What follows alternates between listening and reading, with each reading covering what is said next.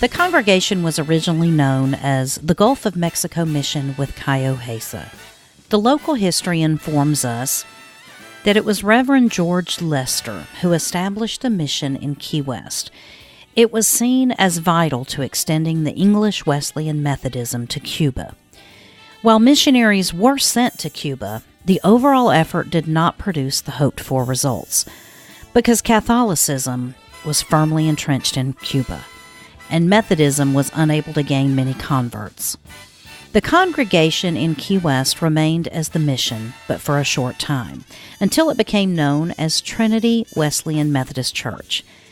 This was the only English Wesleyan Methodist Church in the United States. While Methodist societies existed in America as early as 1760, by the late 1800s it had become very much its own entity, having an independent connection since 1784.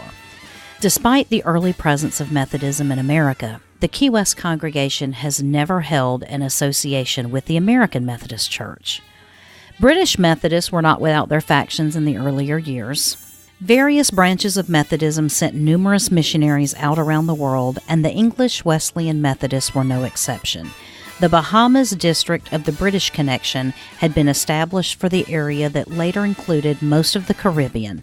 It was through this line that the Key West Church had its humble beginnings. The present manse was built in 1912 primarily from a cargo of Dade County pine that was salvaged from a ship that had wrecked on the reef. While this was long past the days of the island's famous shipwrecking days, wrecks still occurred. Some research regarding the shipwreck suggests that it may have been a vessel that was found derelict between the Tennessee Reef and Coffin Patch and floating upside down in the fall of 1906. The derelict vessel's name was not recorded in the Admiralty court records. The vessel's cargo was lumber. There was not enough wood to complete the entire house, so other material was used randomly in order to prevent a large single location of termite-susceptible wood. According to the builder's son, Alfred Milton Evans, 2 of the ship's masts were salvaged to find new use as columns on the house. One of the masts became the right front porch column in the corner opposite tower. It's unknown, however, which column is the other former ship's mast. The manse was originally roofed with wooden shingles. The present tin shingle roof was installed entirely by the late A.M. Evans when he was in his 40s, shortly before he became blind.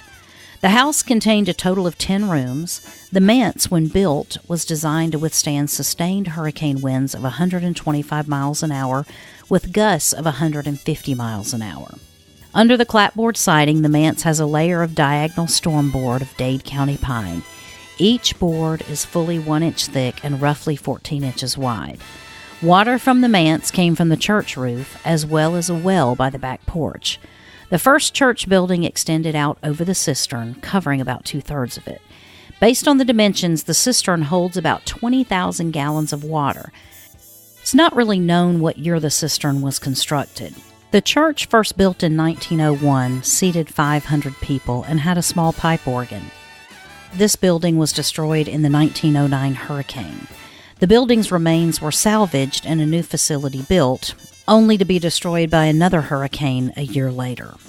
The current building on this location was built in 1924, and it was designed to withstand sustained hurricane winds of 150 to 175 miles an hour.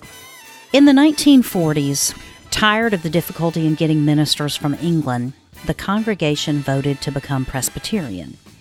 A large group that did not favor that change split off and went around the corner to build their own church, retaining the original name Trinity Wesleyan Methodist Church.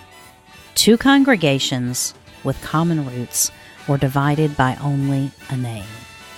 And it was today, December 12th, 1893, that the Reverend George Lister founded the Trinity Wesleyan Methodist Church in Key West. The ministers from the church came from the Bahamas, but during the Depression, this stopped.